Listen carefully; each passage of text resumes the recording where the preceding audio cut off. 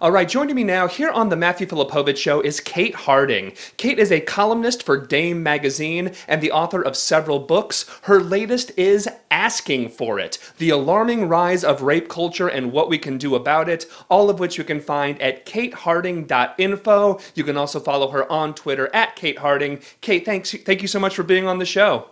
Thank you so much for having me. All right, so Kate, I think that most people watching or listening to this know the term rape culture and what it means, but if they don't, let's begin by discussing what exactly is rape culture.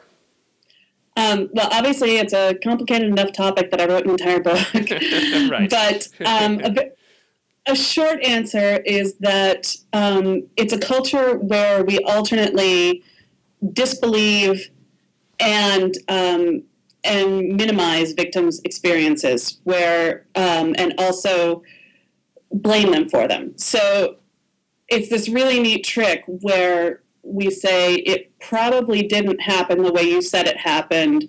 If it did, it's your fault, and it's not really a big deal anyway.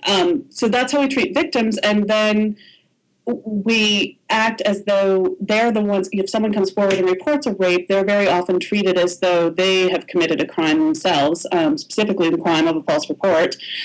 And then that works to lay this social foundation where rapists know that they have a really good chance of getting away with it, because most victims don't report for fear of that humiliation. Those who do often meet with police and prosecutors who are hostile, who don't see it as something they can follow up on. So it's a culture that really supports the needs of rapists more than victims. The first chapter of the book is called The Power of Myth. And throughout the chapter, there are so many myths that surround rape and rape culture in general. It's really insane. Talk about the power of myth. Okay, well, that's the rape myths are something that a lot of the people studying this from an academic standpoint talk about, and that's the things that I just mentioned, among others. She was asking for it, she wanted it, or she's lying and it never really happened, or it happened, but who cares? It's a trivial event. Another rape myth is that rape is incredibly uncommon. And then, of course, you've got the myth that it's usually a stranger rape, that it's the stranger jumping out of the bushes or in a dark alley or whatever, when in fact most rapes are committed by people known to the victim. In the first chapter, you also kind of dig into some of the damage of the book. And I guess that this is an idea that's been around for a while, the whole men are from Mars, women from Venus thing, and just sort of this idea that we're from different planets. Well, no, we're actually all from Earth. We're all from here. Right. And the idea that we speak these different languages, and the damage that's actually done when it comes to rape culture. Let's dig into that a bit. Right. So these things that were, relationship books, just kind of trying to approach heterosexual relationships and figure out, why do people struggle with them so much? And it's like, well, short answer, we struggle with them because we're human beings and we can't read each other's minds. But especially in the 90s, that became a whole thing of like, men and women are basically completely different creatures. They have different brains. They speak different languages. They're from different planets, as you said. And it really created this idea that we can't understand and empathize with each other as easily as we really can. Right. That we can't just treat each other as human beings and say, I think that you would like to be treated the way that I want to be treated because we're both human.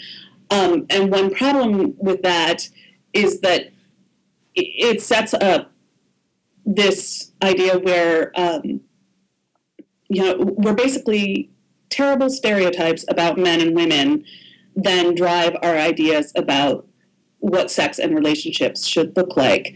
And what I mean by that is you have the stereotype of the man who is sex obsessed, who really only, doesn't want to give up any love, compassion, connection, any of that. He just wants the sex, and he'll only give up as much emotion as necessary to get it. And then the woman who is all emotion and is withholding the sex from the man as her bargaining chip. And it sets up this idea that sex is this, this hunt, that it's this push-pull kind of game, and that men are trying to overcome the woman's natural lack of consent. And obviously, a lack of consent is not, sure, it's our natural walking around state. We're not going to all spontaneously jump into sex. But if you are in that kind of relationship with someone, or aiming for that kind of relationship with someone, you can't see them as game to be hunted. It really sets up a messed up dynamic between men and women. You mentioned it a little bit earlier, but I want to dig into this a little bit more, because very much a big part of rape culture is the myth that there really is this specific type of rapist, right? The kind of the guy jumps out of the bushes with a knife, and that's the only type of rape. But that's actually the majority of rape is not that. So let's go into that myth and dig into the details about that a little bit. Sure. Well, and I think the underpinning of that myth is that that's the easiest one for us to believe. Right. It's the one where the woman, and I keep saying woman because typically that's what the messages of rape culture are about men and women. But obviously, not just women are rape victims. Men can be victims. Women can, in fact, be perpetrators, although it's very rare. Right. So this. I'm sorry, come back to, it was the stranger jumps out of the bushes. It's not the way that it happens. Right. The underpinning of that is that we can believe that a woman was jumped by a stranger and that she wouldn't want it then. But as soon as there's any contact, as there's any acquaintance, as soon as she was having a drink in a bar and started talking to a guy, well then, how do we know she didn't want it just because she says she doesn't? Plenty of women will say that they didn't want it even when they did, which of course is a rape myth, because very few women actually do say that they didn't want it if they did. Right. And so then the irony is, too, and I'm jumping ahead a little bit here, but that I get into in the book, is that when false accusations spiral out of control, where it gets to the point of police involvement and even prosecution, frequently that's because the false report was of that kind of stranger rape that people are more gung-ho to believe and to want vengeance for, than the much more typical scenario of someone who is at least slightly known to the victim, using that trust to manipulate them and take advantage of the situation.